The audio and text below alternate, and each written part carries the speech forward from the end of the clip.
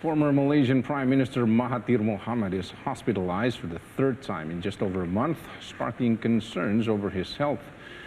Mahathir's spokesperson says the senior politician has been admitted at the cardiac care unit of the National Heart Institute. A large group of reporters gathered outside the hospital waiting for updates as Mahathir underwent an elective medical procedure at the same hospital January 7th before being discharged 6 days later. Last month, he was admitted for a full medical checkup and observation. He had 2 coronary bypass surgeries, but was still robust and sharp-witted.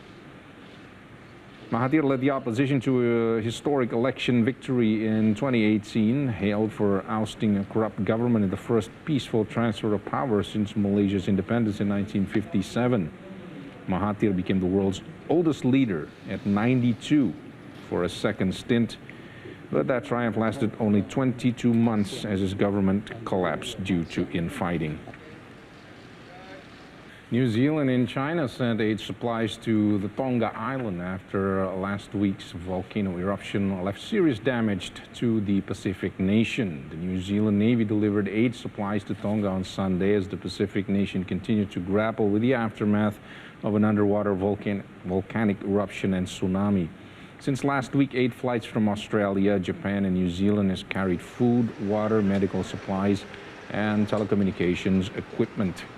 The Hunga Ha'apai volcano erupted, triggering a Pacific-wide tsunami, while 3 of Tonga's smaller islands suffered serious damage from tsunami waves.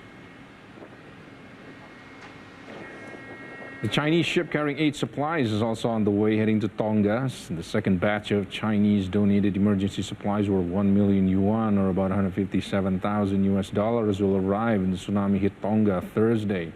The supplies include drinking water, food, generators, medical supplies, and personal protective equipment collected by the Chinese embassy in Fiji, having been shipped from a port in Fiji's capital, Suva, Monday morning.